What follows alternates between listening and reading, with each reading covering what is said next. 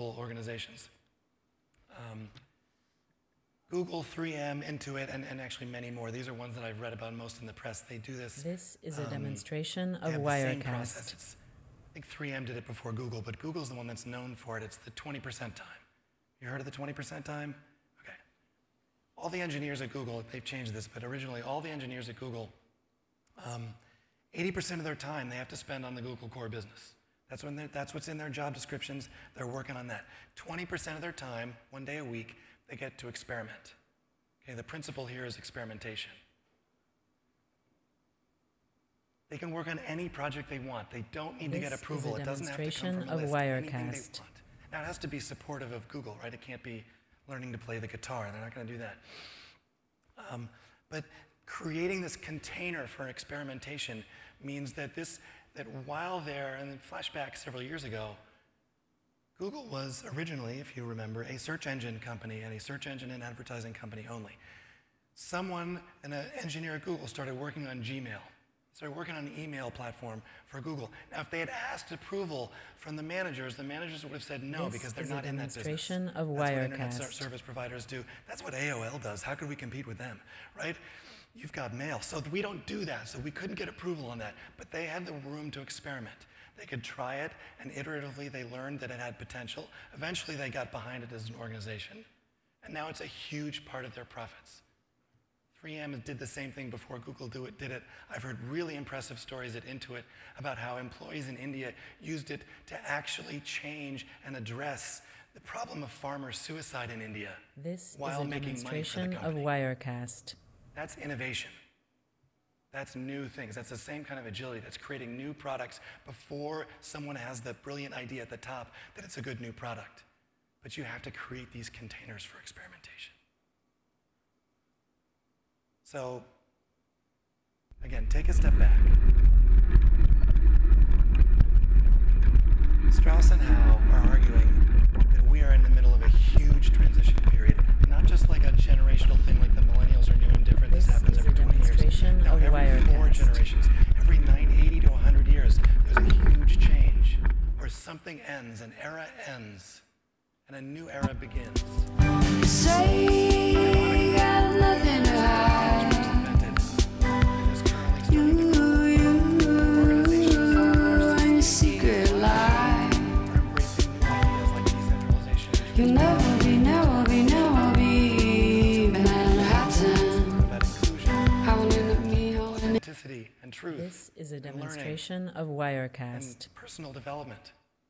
Organizations that are doing this are succeeding wildly. So I really want to emphasize that we are at a time where you guys as organizations have to make a choice. Are you going to stay ahead of this curve, or are you going to react to it in 5 years? The ones that stay ahead of it are going to be more successful. The obvious question then is, okay, so what do we need to do? So here's the bad news. Prepare yourself for this next slide. In order to get on this train, in order to get ahead of this curve, you are going to have to change your culture.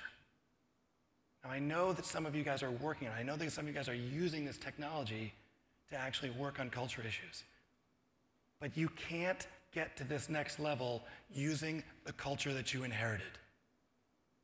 And I'd love to say that you can copy Whole Foods, that you can copy Zappos. The books that they write about these cultures are awesome. It makes me want to go out and do that in every company that I run into.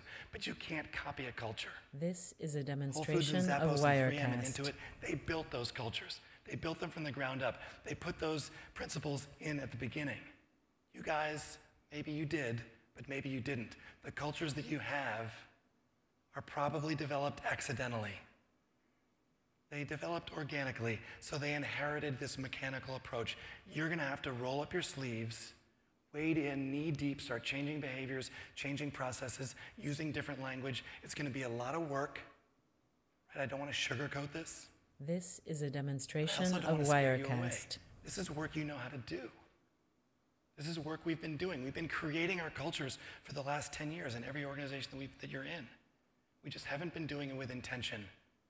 And we haven't been doing it with this transition in mind, this transition that we are moving towards a human era in business and away from a mechanical one. So I want to encourage you guys to get on the plan to change your culture. And I know I only have an hour with you today. I can't give you everything you need to know about culture. This So I is a decided to boil it demonstration down of to 2 Wirecast. lessons. 2 lessons because I want, and I know that I don't have a room full of CEOs. You guys are not all the ones in charge, that's fine. It doesn't matter where you are in the organization, you can take these 2 ideas and you can apply them and start moving the needle on culture, okay? The first one, I think, is the most important piece in understanding culture and how to change culture, because we tend to think of it. Howling at me, howling at you.